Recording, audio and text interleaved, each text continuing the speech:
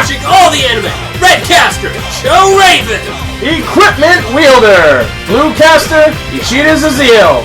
Respecting the source material, Green Caster, Zenshi.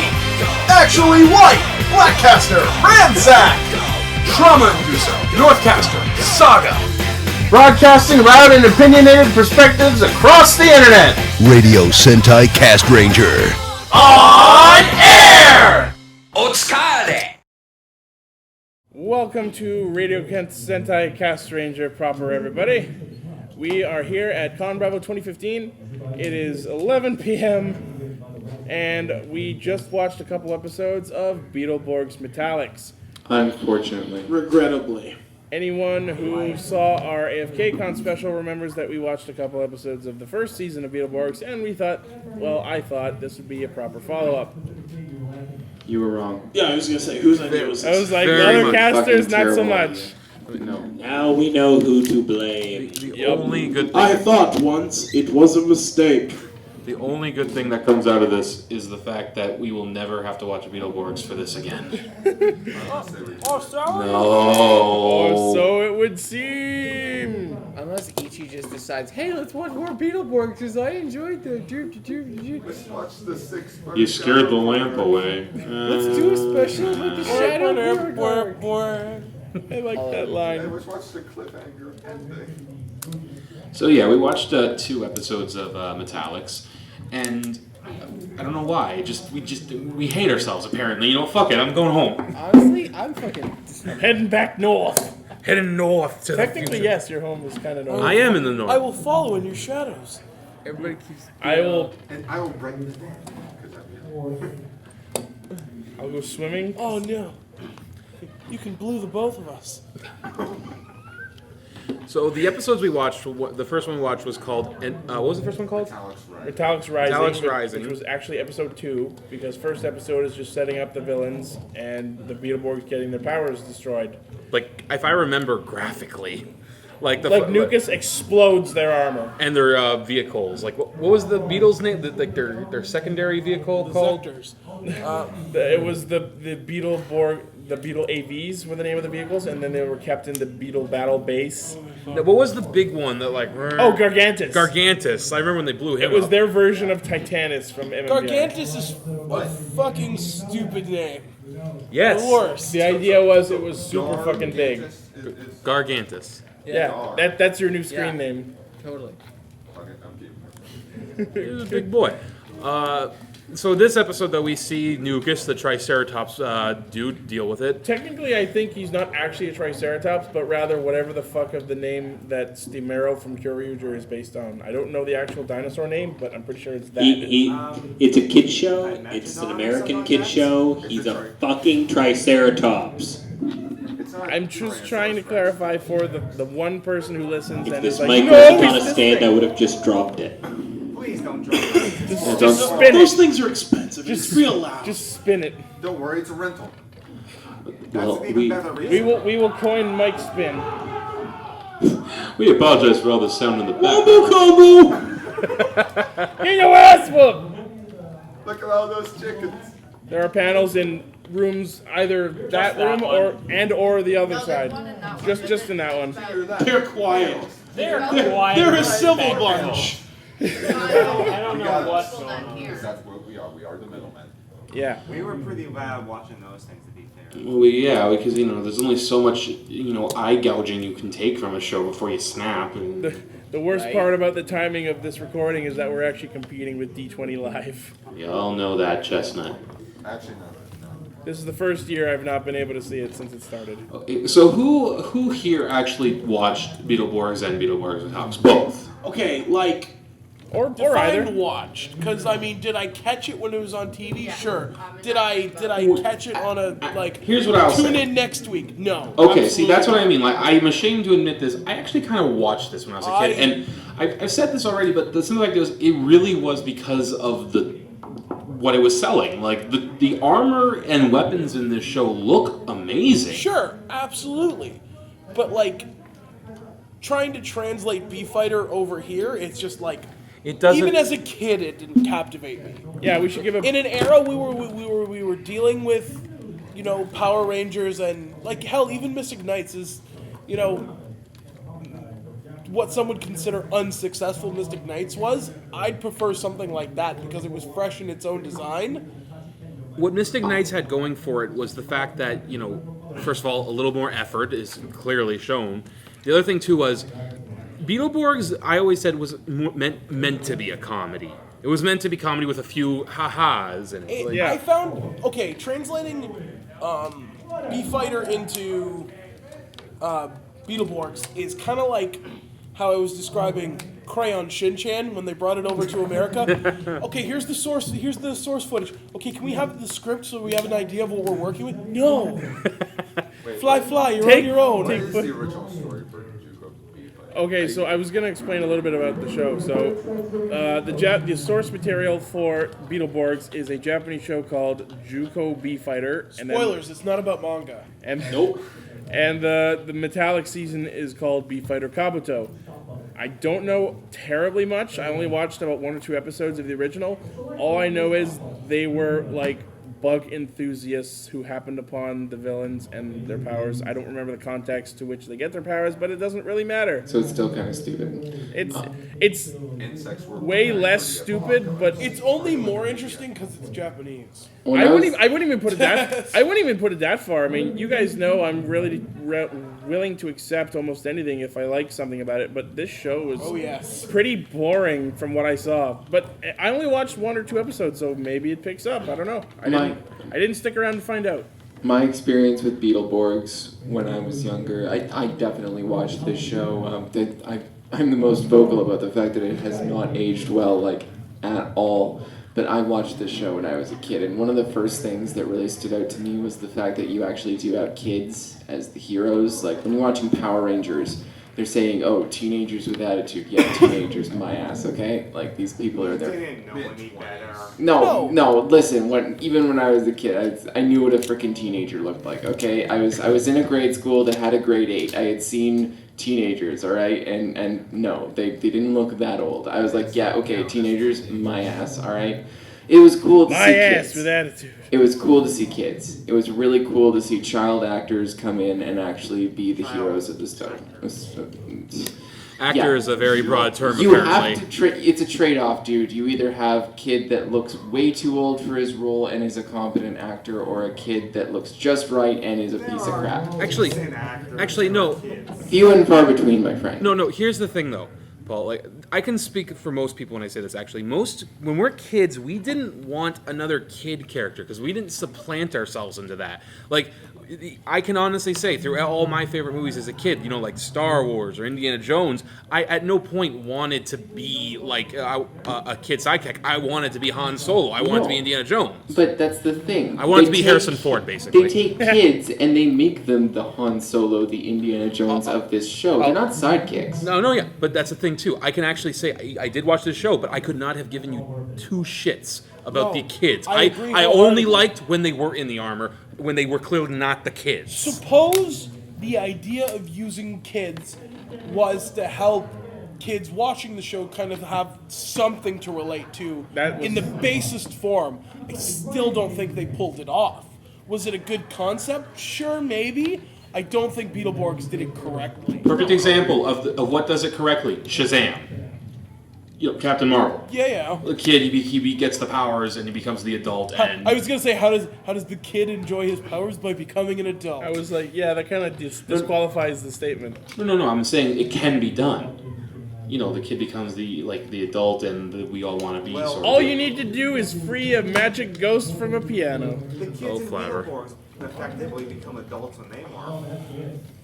Yeah, I mean, in Turbo, Justin always grew about 6 or 7 inches whenever he transformed. And they said, or what? And they said his dick grew 3 sizes that day. No, they said his body grew 3 sizes that day. His dick is part of his body. Yes, but his sexual organs develop in a different way, and unfortunately, the power does not cover puberty. Yeah. Which is a question I don't think anyone ever brought up before. Well, now they are. This is the question I'm asking: does the power affect puberty? Come on, Morphing Grid, let us know. Morphin time! Oh, my voice changed. It's time! I just love to picture that, like, literally every time he morphs into, like, the blue Turbo Ranger. No, yeah, literally every time. His balls drop, and then, like, he goes through puberty like that. And just, the best thing is, like, guys, what are these feelings I have? Oh, God. I really would have loved it. I would have loved it if they had had a scene in which, like, Justin actually just impulsively turned to the Pink Ranger just after having said anything. Shut up! You're not my mom! Yeah, that would have been great. He's just like, wait, why do I have all these feelings when I look at a cat? And who was the other two? Justin. Tanya. Yeah. And then later, shut up! You're not my mom! And then later on, Cassie and Ashley. Yeah, because like Cassie and Ashley, hey, how's it going? And then he shrinks back down. Ew, girls. Girls are grody. Well, he was 12. He wouldn't really be saying that. So. Although I will grant you this, Justin had a pretty nice civilian plot arc with his dad. Oh yeah, like the thing about Turbo, it was like it wasn't the best. That bad. Oh yeah, like he wasn't. He was like how like I think actually Linkara put it the best. He was one of the only ones who was written competently. Yeah, that's the thing. Justin was there to do the same thing that all of the Beetleborgs are there for, to give kids something to hopefully latch on to, relate to. Now the thing was, the reason Justin was not necessary because we already thought that the Rangers. Because we've already seen plenty of adult teenager Rangers. But Justin was not a bad character. No. No, but the characters in this show are. I was about to say, Justin was not a bad character. These kids are. Characters. These are script reading children. Yeah, like basically. No, and like they're look, people to put on the suits and speak things. Look, if you want to make the show about kids, I wouldn't do that myself. But hey, maybe that's why I'm not a big Hollywood producer. It wouldn't have been my first pick, to be sure. I just thought it was pretty neat that they did it. I'm not even saying they did it right. I'm just saying it was a neat touch. Beetleborgs, and this is the one thing I will stand by. Beetleborgs has an interesting concept. The idea of the kids becoming superheroes, fine, it can be done, but exactly, and the whole comic book thing, like they became the heroes they wanted to be. And again, that's actually not a bad idea when we meet like Art Fortune in this and all that. Like he can actually draw them new weapons and new vehicles. That's a neat idea. Yeah. Now, I agree with you on that, because conceptually, you're like, oh, that's really neat that that's a thing he can do, because it's something, again, you can kind of draw from in a real-world experience. But I feel like when you're dealing like something like that with like fantasy or sci-fi, you talk about, like, let's look at Kamen Rider Drive. What's the tech chick's name? Rena. She pulls new tech out of her ass every other week because how she did that is irrelevant. It's that. Why doesn't he pull new tech out of his ass every other week when he can just draw it? But that's all I mean is just kind of the ends to the means kind of it makes it fall short. But yes, no, I agree that the idea is cool. I just feel like I've been working on this for the last couple weeks and finally just got it out in time. Versus, hey, we need this. Okay, here you go. The thing is, about your question of why don't they just keep pulling new things out of the comics for them, that's actually what the villains do, because in the first season, the Beetleborgs comic is published every week, and the villains pull the monster out of the week, out of the comic, to become an actual monster of the week. But why the heroes don't do this is because A, they don't actually meet Art Fortunes until the first plot arc of the show, where the Shadowborg shows up, an evil Beetleborg. So they get Art Fortunes to draw them a whole new Beetleborg because the Shadowborg stole their powers. So let me ask you something. It literally was the monster of that week that they bring out every single episode. This is an entire town full of Beetleborgs fans. Yes. This is literally the worst town to send your giant monsters after. Every single person here is going to be like mentally equipped for the weaknesses of this thing because honestly, they read the comics. Hell, there it even lies in the thing with the we see at the beginning of the episode. There's a prison break, and no one could care any less. It's just like they actually try to get them on the news. This woman tries to interview escaping convicts, and they just bum rush her as they're escaping. Yeah, it's amazing. Hey, I see you're escaping from prison. Do you have any comments for the news? No, you're gonna shove me over? Okay. And what's his face? Evil comic guy goes walking Less to the fortunes. store, and then. I like how the store was apparently closed, but the door wasn't locked. Can I compliment you on your fine choice of words? With the whole, the escaped convicts run out of the prison and just bum rush the freaking reporter. Yep. That was the reception she got was not that, but it would have been the least of her worries in real life.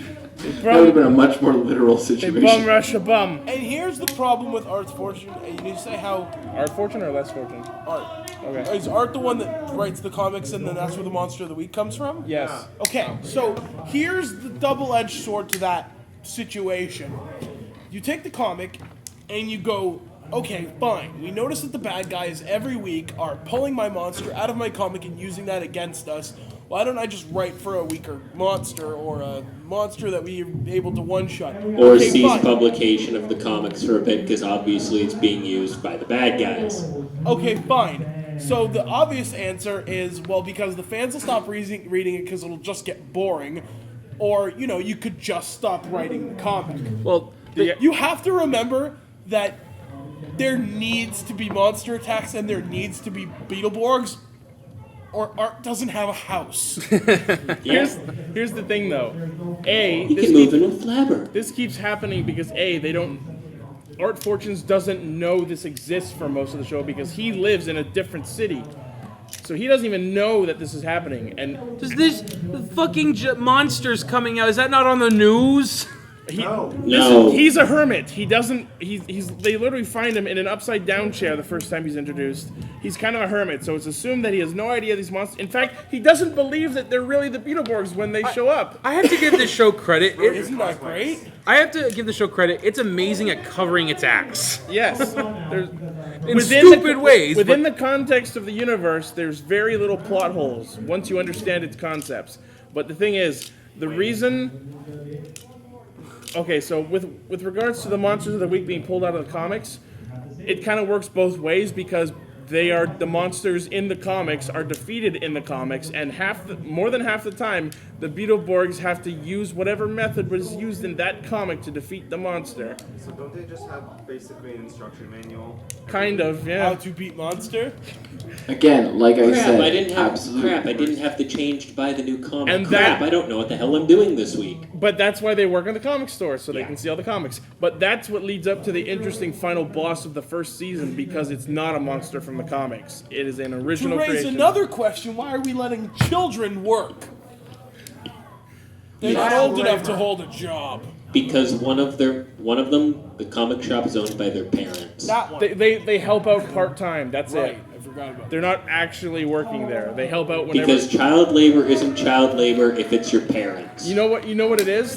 Because the Beetleborgs is the most popular comic in town, and every time a new issue comes out, the store gets flooded with customers, so they have to enlist the kids to help sell the comics or literally restack the shelves is what they're doing most of the episodes. Paul, you got a point? A copy because they need it. I'm just saying. We're reading it on the break. Over and over again. Stop attacking this freaking town with canon Beetleborgs monsters. Every single child in this freaking town is looking at these giant monsters going, oh my god, I really hope the Beetleborgs come along and hit the obvious weak point that I know that it has because it's in this week's issue. And then they do. And that's what leads up to Borg Slayer, the one monster that was not in the comics. Yes, it's called Borg Slayer. And I can deal with that. Of course I can deal with that. It's a Borg Haim Slayer, Saban show. Borg Slayer is what you call the monster because you forgot what the monster was called. It was the Borg Slayer or something. I don't know. Borg Slayer. Just saying, like, there's a reason why this show is so unbelievably crappily written. Like, Power Rangers came out and it was a hit, and they never. I'm sure they never expected it to be a hit. I'm sure they looked at. Not to that extent. No, I'm sure they looked at this thing and said, "Oh look, stock footage. Let's see what we can do with this stock footage thing. It's a really cheap way to bang out a show. Let's see if it gets anything."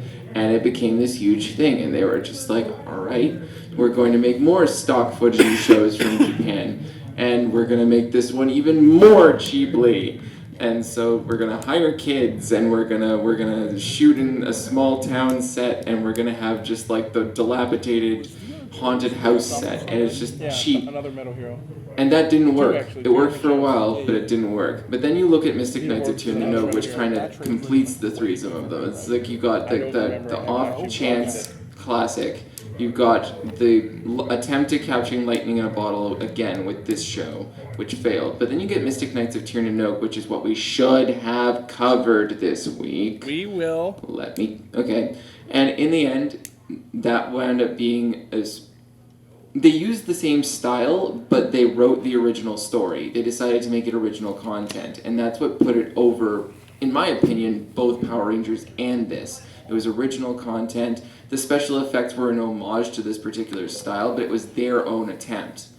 And with Beetleborgs, it just kind of shows to me, all right, this is easy, this is cheap, we can do this, let's try. And it just sort of embodies that for me. It's just that really shallow second try, and it leaves a bad taste in my mouth whenever I watch it, and that's why I'm not a fan of the show anymore. To be fair, Mighty Morphin was pretty original content as well. Sure. If you look at Z-Ranger, that is very much a different animal right there. Oh yeah, like the main villain of Z Ranger was Satan.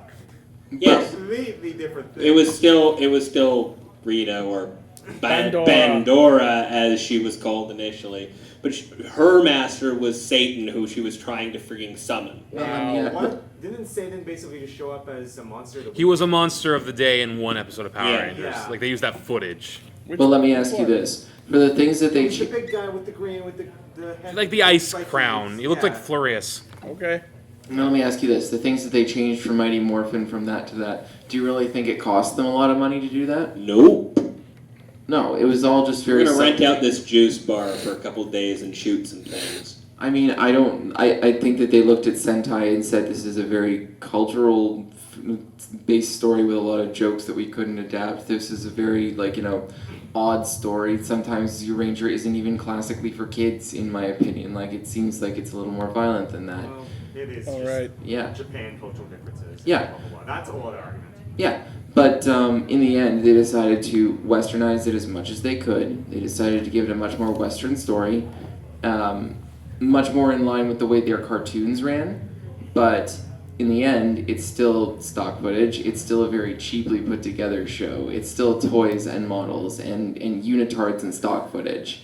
They're not very complex things to do. And so I kind of feel, for me, tokusatsu has been a double-edged sword in the West because it does sort of inspire very cheaply made sensibilities. However, when you get to things like Mystic Knights and the later seasons of Power Rangers that wind up being really, really good, like Zeo and In Space and stuff, these are very much a something from nothing sort of thing that I wind up always really, really enjoying. Like a very something from very small production values. And then you have the stuff immediately in between, like Turbo. It was just like, hey, that last season was really popular. Let's do something else. Yes. Here's the thing, and this kind of relates to Turbo.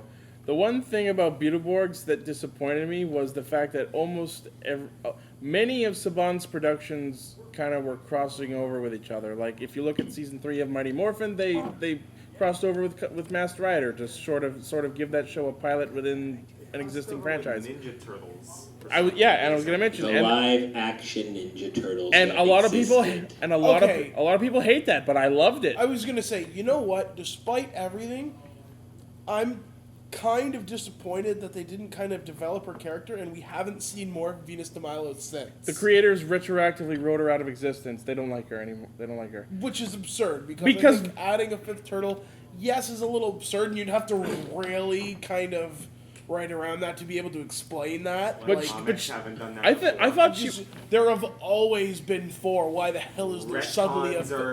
It's a sixth Ranger to a familiar formula. I thought it shook it up in an interesting way. And the best part about Venus de Milo was the fact that in episode 2 she mind fucks the Shredder, and you never see him again. But here's the problem with Venus: is like you talk about sixth Rangers.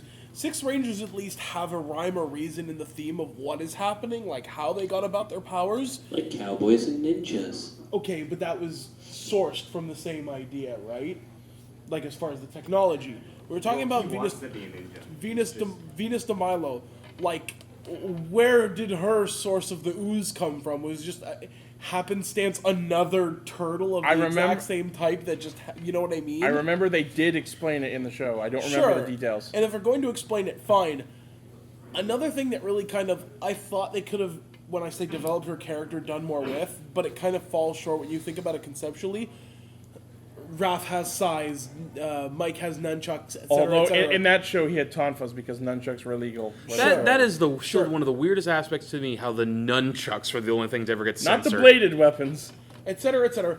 Venus de Milo was a CQC specialist, and I was like, they're ninjas. They're all CQC specialists. She's gonna have to really excel above and beyond to say that she's the best fighter of all the turtles. Her weapon was like magic bombs of some kind. Which is silly, but okay. You know those balls that you swirl around in your hands? Wait. It doesn't exactly sound too off to me. I mean, I have no context on this because I've never seen that Ninja Turtles incarnation. But if you're going to tell me that the 5th Ninja Turtle is the explosives user, I'm just like, okay, that's legit. Yeah, but no, the open hand fighting. Yes. That was it? Why couldn't it have just been the... No, for sure. But we're kind of veering off from the point I was trying to make is... The one thing I wish Beetleborgs did that Saban liked to do was crossover Beetleborgs with other shows. Like, ideally, probably Power Rangers. I mean, Power Rangers Turbo either aired at the same time or pretty close to it. I think the comedic style of Beetleborgs would have crossed over with the comedic styles of Power Rangers Turbo, not too harshly. Well, Turbo actually was trying not to be comedic. When you've got source material of that, when you've got an episode where they get baked into a goddamn pizza, all argument goes out the window. Once again, the point of Turbo wasn't to be comedic. The point of Turbo was, hey, Zeo was really serious and worked like that. Let's try that again.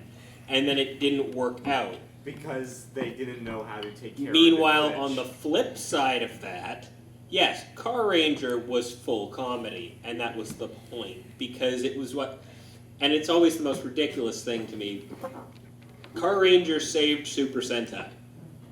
Because the previous show, the one that Zeo was based on, didn't go over well in Japan. Now, correct me if I'm wrong. Car Ranger was made to be very comedic because in Japan the year before they had just experienced a terrorist attack of some sort. Yeah, that too. And that was like don't make it serious. But it was also the point which is the same reason Forza happened. It was also to make it really different from the previous one, which I think was.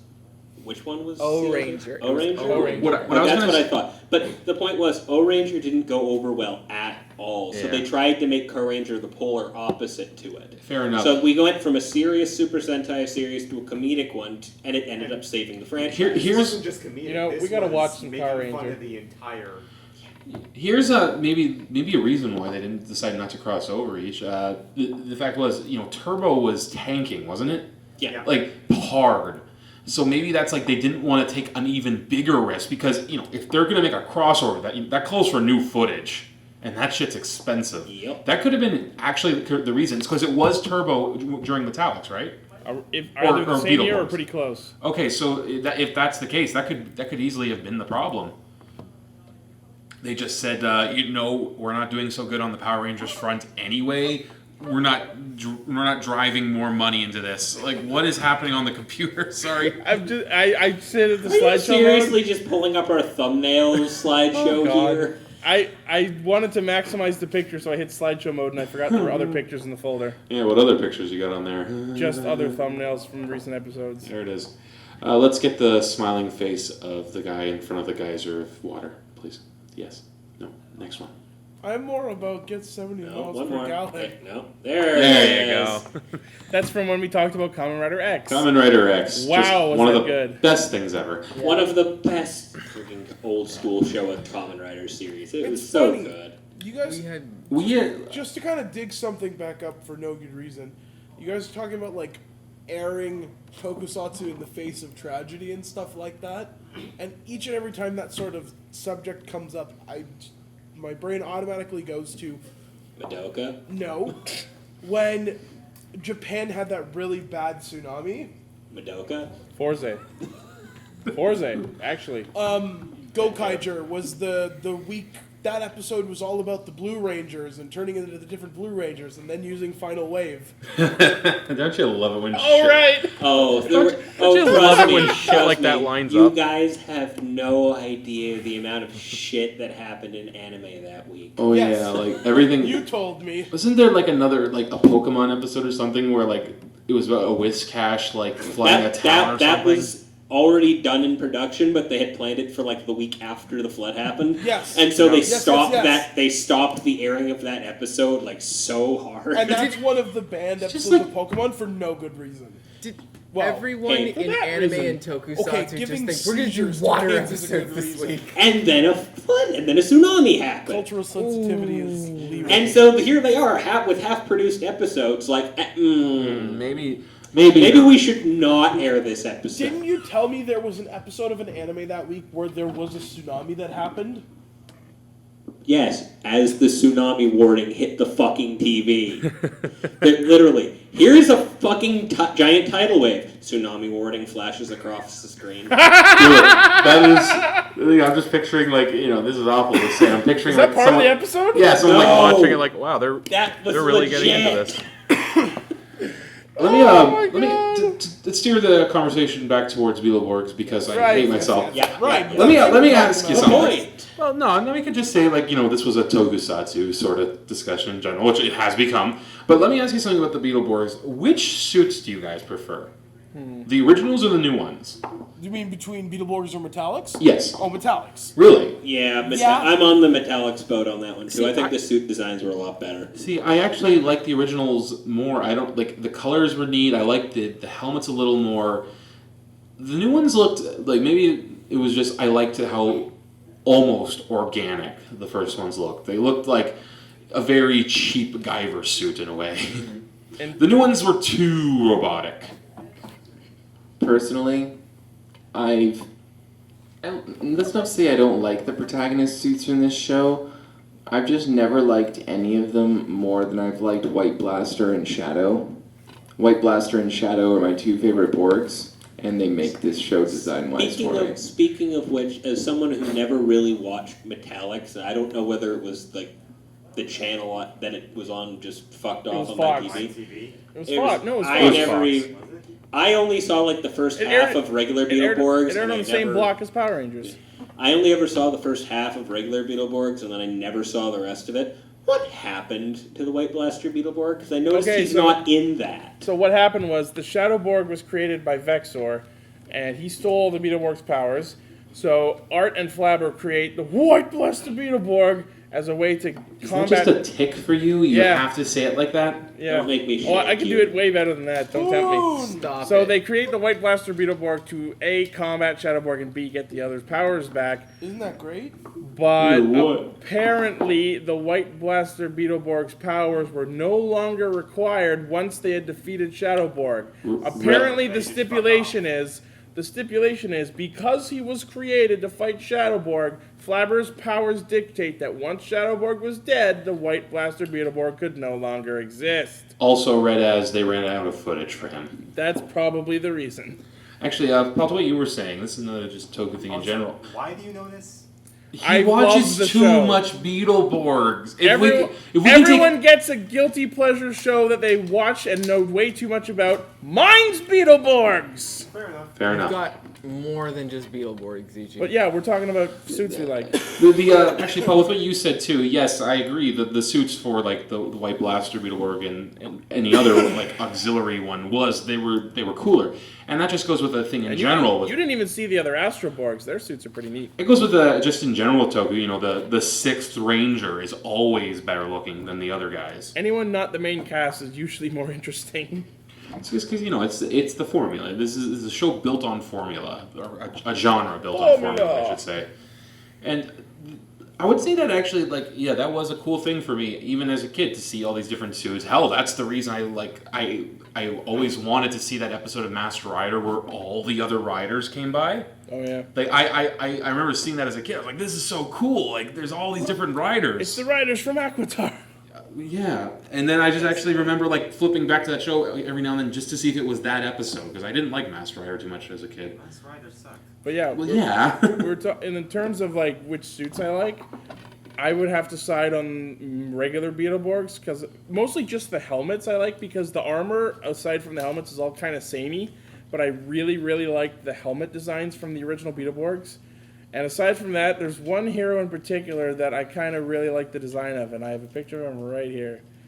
Super Fang! Oh, God.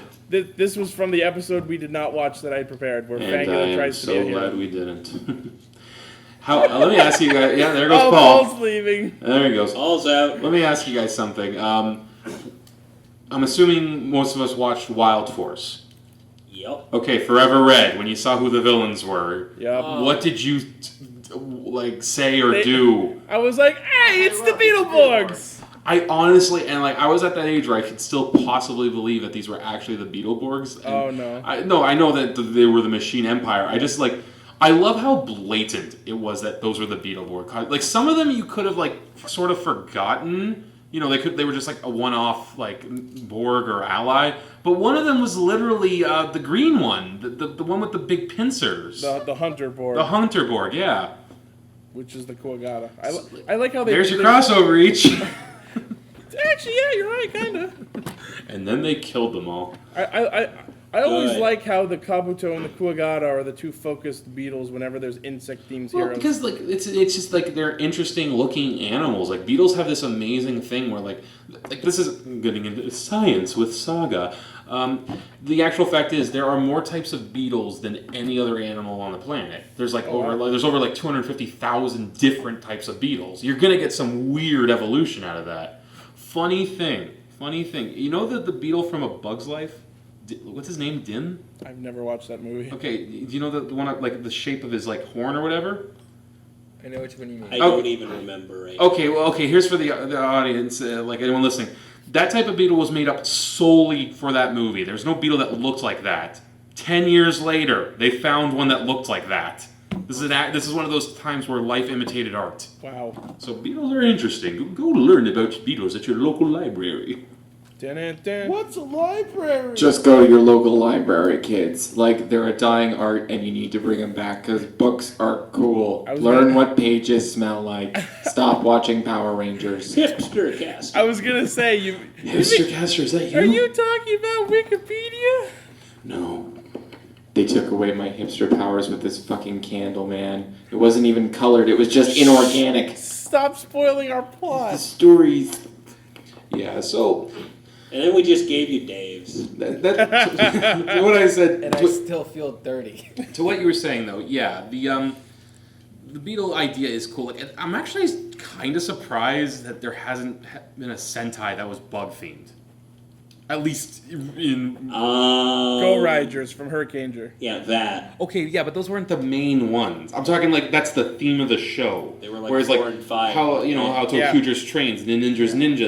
When's there going to be a Beetle Ranger? For some reason, the Beatles showed up in the season. Yeah. Yeah. No, that was a thing. There have been Beetle Zords, though. In Shinkenger, there was one. You can't count Zords anymore. They can be if the Ninja The has taught Zords us are now whatever the fuck. If the Ninja has taught us anything, it's that you want what Zord do you want? A dump truck. Okay. Well, I wanted a dragon. That's fine too. Don't worry about it. It's person, dragon, dump truck, dog, train. That is a legit fucking set of elephant, Zords. surfer, California surfer, and a cowboy. We mentioned this on a bull. We mentioned this on the actual podcast, the actual episode that we looked at that podcast. But it almost looked like they were trying to do a theme at first. A ninja. Okay, that makes sense. A wolf. Okay, the clan symbols. A dragon. That's because an he's awfully European-looking dragon. A dump truck. Why? I was like, oh, you ruined it. And the funny thing is, as stupid as a concept as Shurikenjin is, I laugh at it so hard that I almost cycle back to liking it. But I just find it hilarious. It's getting fired up. It's almost as funny as Boner O from Tokuger. I find the stupid thing with how they control it. Just the rest of them are standing like this, It's a weird. I love how Shinobi Maru is actually piloting Shurikenshin from the throne. There was never in Beetleborgs. There was never a big combination of their vehicles, was there? There was no combination, but in Metallix there are a couple of giant battle Zords. Really? Like ones that like stand up and shit? Yes, like actually that's part of the plot. Like the Astral Sword, when it has the 4 good guy coins, summons Roboborg, which is a giant gold beetle Zord that then transforms from a beetle to a humanoid. And then the Astral Axe, with the 4 coins of the villain of the Mantrons, summons Boron, which is basically the green.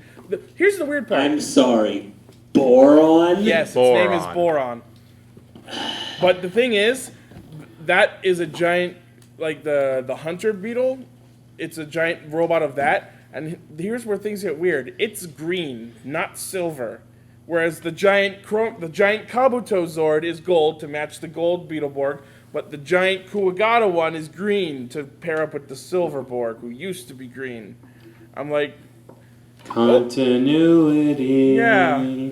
Like, why not silver? But that's me being nitpicky. I'm the same guy who fawns over belt mechanics. Why not silver? Why not Zoidberg? Why not Why not? Zoidberg? Just, At least that was the only why one. not Zordberg? Go home. That's what we think about Beetleborgs, everybody.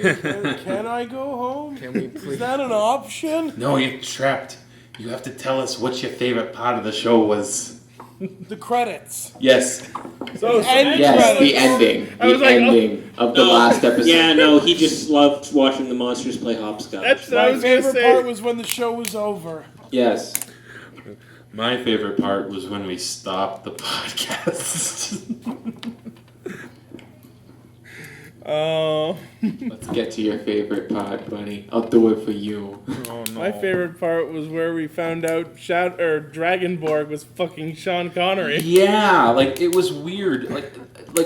Westernized tokusatsu had this weird, not even just tokusatsu, fucking anime had this weird thing where just if there was a one-off character, they would do an accent. I don't know what the decision was on this. Maybe to make them more memorable, I guess. I mean, they still do it to this day because the one-off character from the start of Yu-Gi-Oh! Arc 5 is fucking Arnold Schwarzenegger. Yeah, like you watch you watch Pokemon. Basically, 4Kids was the biggest proprietor of this. Like just like a random accent, like a new person comes in, he comes in sounding this. Oh, c'est la vie, I am a Pokemon trainer. Like what the fuck? Why is he French? I think my favorite instance of that was Edamon. Yes. Yes. Well, okay. Here's the thing, though. You answered the question with Edamon. You already win. Yeah. Yeah. That's like, it's like... he was, for some reason, randomly an Elvis impersonator. Which is totally okay. There's only 2 things It works for him for some reason. Yeah, It made sense because he actually sang. Yeah, this guy's supposed to sing and stuff. So what are we gonna? Let's make him Elvis. There's only 2 things in this world you can say to me. It doesn't matter if it has any context at all. I will accept it as I will accept it as an answer. Any question. One is Edamon. The other is Mad Max Fury Road. I will accept either of those as an answer. So now we need to shop Edamon in one of those vehicles from Mad Oh Max. my god. Put him on the friggin' guitar guy. Yeah! Metal Edamon. Okay. Yeah! This episode was about Beetleborgs. Apparently, that's going to be our thumbnail. That's the thumbnail. That is now the Nothing thumbnail. to do with Digimon or Max or Fury Road. Just... Why was Sean Connery in this? Did he need the money that bad? It wasn't. Well, I know it wasn't actually him. I know. We looked it up. The actor who played Dragonborg was someone named Doug Stone, who's done a lot of additional voice. He's a voice actor. It's what he does. See, the thing is, though, they weren't going for a Scottish accent. Like they were going for clearly a sort of like a Sean Connery here. Like he had that drawl at the end of his words, and he couldn't pronounce his S's right. They came out like slurred S's. Why are you still here? Why are we still here? I always still here. I think we're running out of things to talk about. Yes. Overall, would you recommend any of the Beetleborgs for anyone? If you want to watch something stupid and campy from the 90s, it's a good bet. I recommend it to that guy who was sitting right back there during the freaking live riff because he seemed to enjoy the hell out of it for some reason. Oh, he had fun. Let's make like your mother, Trebek, and wrap it up. No. The funny thing about you saying things like that is I have not watched enough Sean Connery to understand the references, so hearing them way out of context is delightful. Well, that's the best word to describe Sean Connery. He's a delightful wife-beating drunk. Yeah, no. The best kind! You said delightful. Words 2 and 3 on my list were wife beater and drunk. See how I know you, Kevin. I know you. No, you know Sean Connery. Apparently. Go upstairs and just watch SNL Celebrity. Yes. Yes. Famous chitties for 300. Apparently, the 11-year-old Beetleborg. I'll take the rapist for 500, Alex. That's therapists. That's therapists. For some reason, they had to put tits on the 11-year-old. Yeah, like that was just like weird.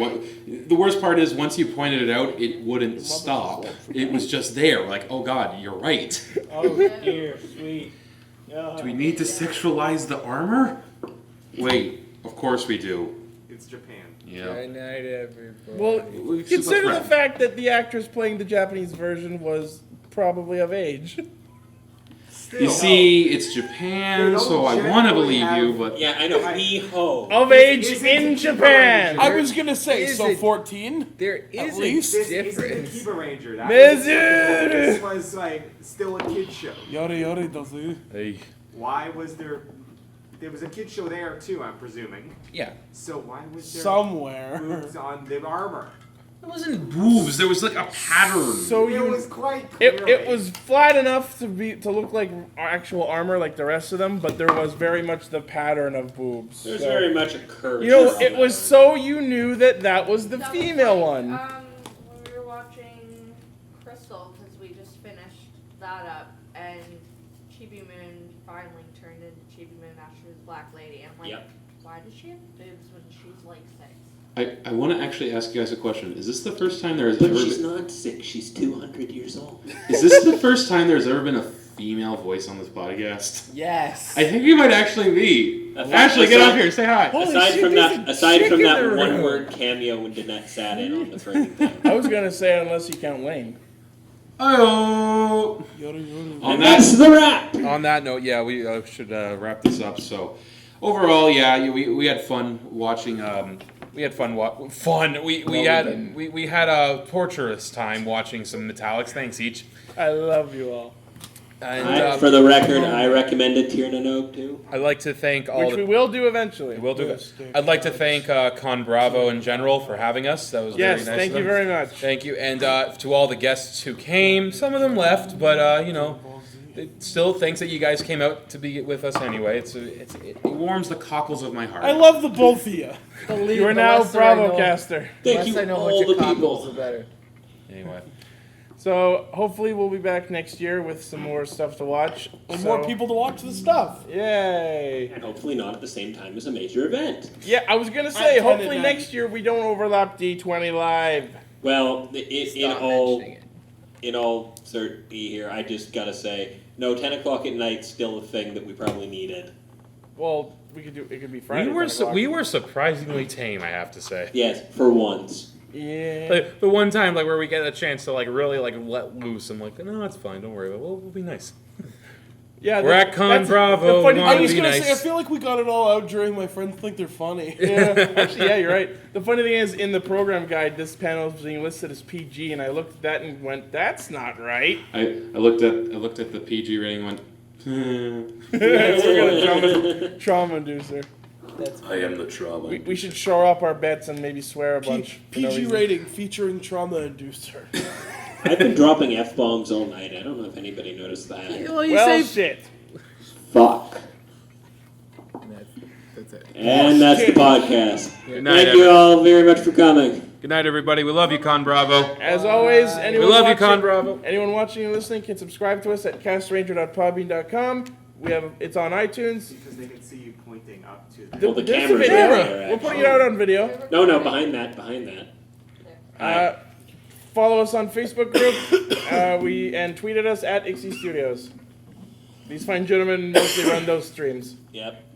So thank you and good night. Good night, everybody.